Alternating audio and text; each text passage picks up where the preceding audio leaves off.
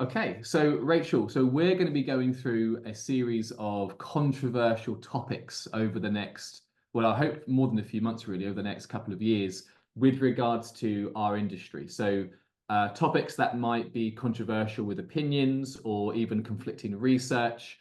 And then also you and I sharing really how we interpret those topics and then how we apply them either to our role as educators, but also practitioners in movement. But before we go into the nitty-gritty stuff, I think what would be really interesting and cool for people listening is just to learn a bit more about us. So I know that everyone listening will know a little bit about you, but obviously we grow over the years and sometimes you just don't get asked certain questions.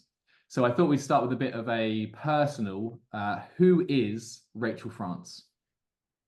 So, well, I'm really a movement nut. I'm non-academic. I'm a fidget pants. I've got a very short attention span. I'm super passionate about helping the nation move more freely with less pain and showing people how simple it can be through fundamental daily tasks and living and really empowering individuals to take responsibility and ownership of their own physical health. So rather than trying to keep clients, I always explain to them at the beginning, I'm going to try and get rid of you as quickly as I can. And so it's my job to give you as much information that helps you find ways for you to move more freely with less pain. It's funny you said attention span. I wouldn't have thought that at all. Knowing you how you are as a teacher with how patient you are, I wouldn't have thought you had a short attention span at all. Yeah, really low attention span. And I wonder, I'm not having a diagnosis, I don't need one. I function really well now. Historically, I didn't. My first sort of 2 decades of life, if you like, up to my 20s, very low self-esteem, not very well educated by the systems that I was educated in.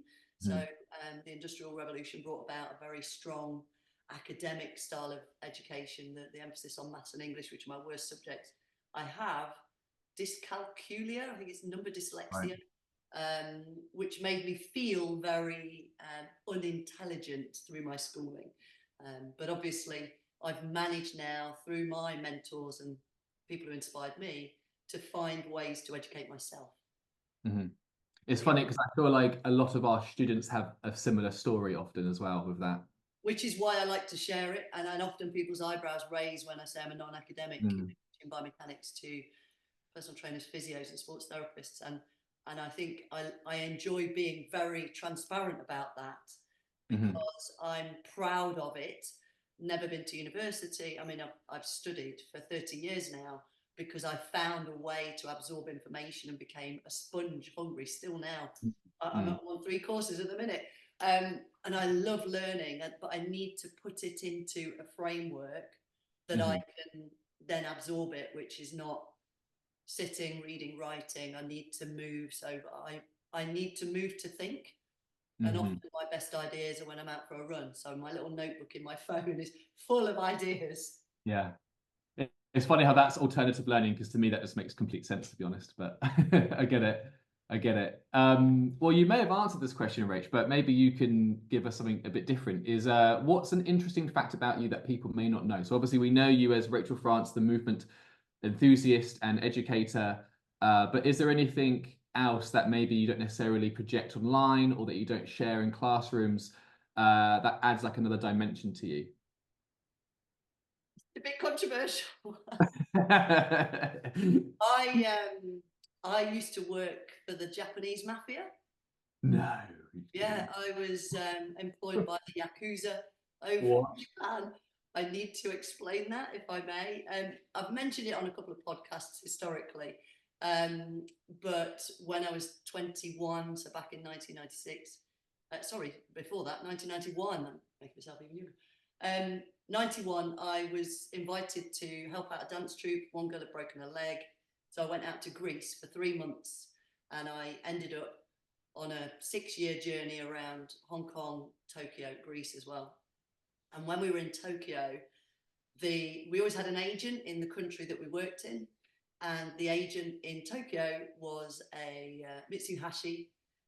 Hope he's not watching, listening, revealing it all. Mitsuhashi was he had a mafia crew Yakuza, and his little fingers missing. And we worked for them, and it was totally normal. It was kind of Wow. just, it's just the way it was. It was many years ago, 91, where was I was in Japan, 93, 4, 5, 4, 5, 6, I think, 95, 6, I came home. Wow. Yeah. You honestly, you couldn't have said the coolest answer then. That's like, I just never would have thought in a million years that would have been your answer. Yeah, That's well, amazing. that's why. Interesting fact. But it all has, you can see I can explain it. It's not. No, it's cool. As someone who is a fan of anime, I Oh, immediately right. was like, this is really cool. So I appreciate that. Everyone, you've heard it. I guess you didn't hear it here first, but I heard it here first anyway. That's really cool. Well, okay, so the next question, Rach, is so when do you feel like you're in your element or flow state? So is it in work or is it outside of work or somewhere in the middle? When do you feel like you're kind of in your best state as a person? Yeah, I think, well, following Sir Ken Robinson's sort of advocation of emotional intelligence, creative intelligence, and that idea, and he talks about finding your element. He's written a couple of books, The Element and Finding Your Element. And what I realize is I am in my element when I don't need, I haven't got that 7-second attention span that you mentioned. How do I manage that? It's when I'm in my element. And I think to make it a general statement in a group, being physical. So Mhm. the two times I think of that is teaching. I could teach all day. I mean, I could easily go overtime. I try desperately not to. I enjoy being with practitioners like us who maybe are non-academics like us. There for me, time is like, it doesn't happen. I'm in a flow. I'm in my element. I enjoy that. And then the other time is in group exercise. So that's usually 45 to 60 minutes in a studio, some music on, and it might be yoga, it might be HIIT, it might be aerobics, maybe even aquarobics.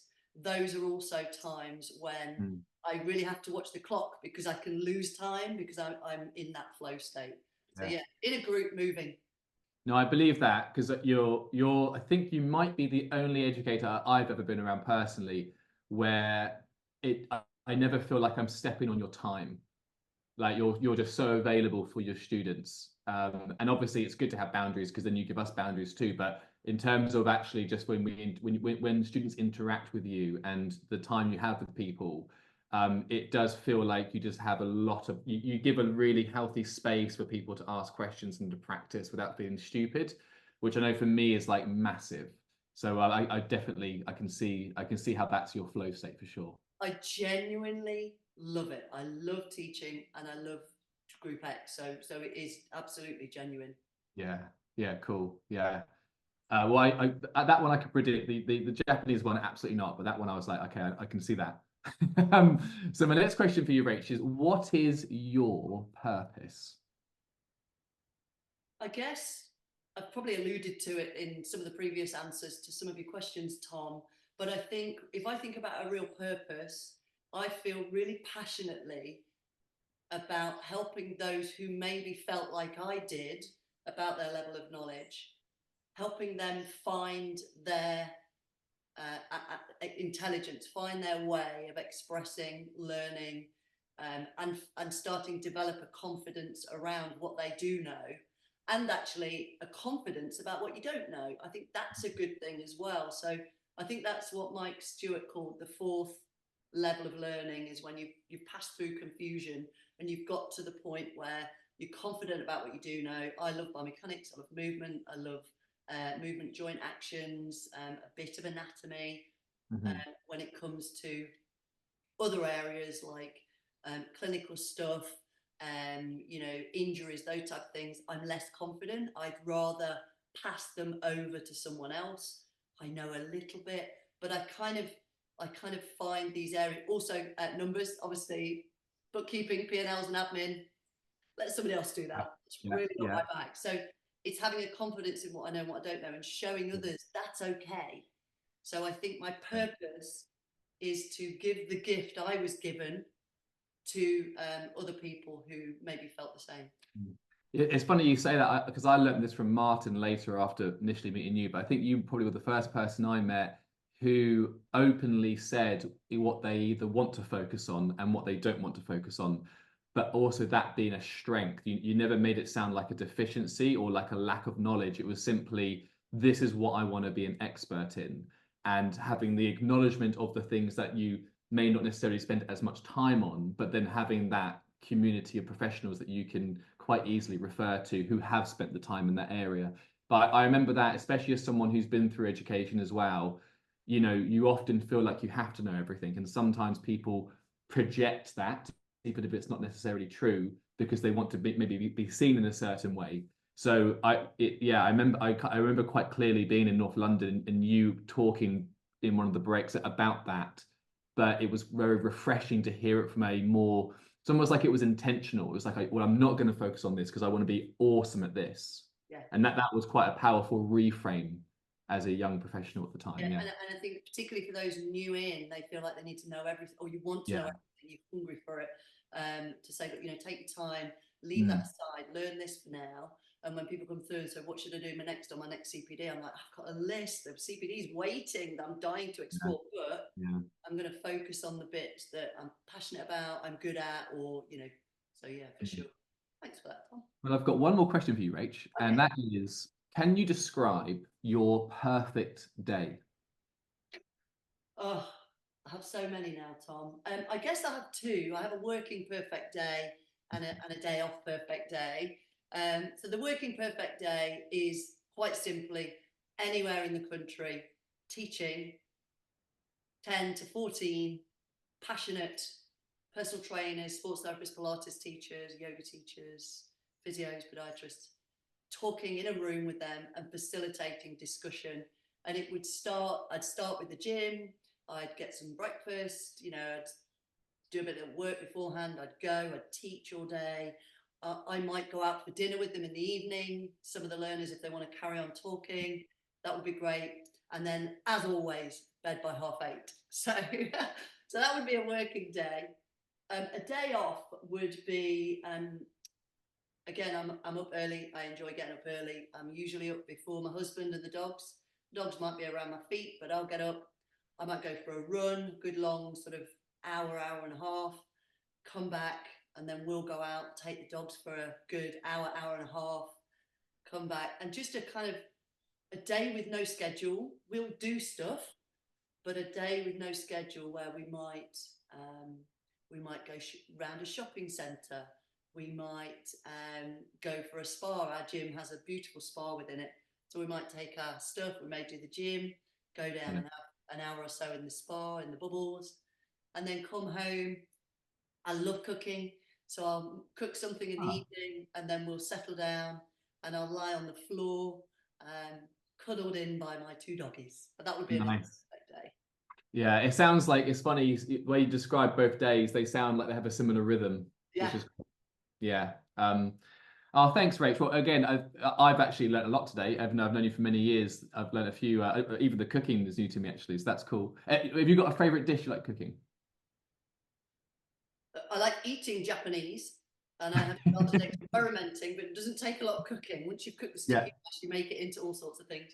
Um, I enjoy. My husband likes curry, and I'm not a fan of curry shop curry. yeah. I like making from fresh all the ingredients, Cool. Wow. grass and chilies, and yeah, I enjoy that. Yeah, lots of Awesome. Oh, thanks, Rach. I think again, like it's just nice to understand the person behind the amazing stuff that you do as an educator. So I'm sure everyone today has enjoyed that. I know I have as well. So thanks for checking in today, everybody. We're going to be coming back soon with our controversial topics. But I hope you enjoyed understanding or finding out a bit more about Rachel France today. But thanks, Rach.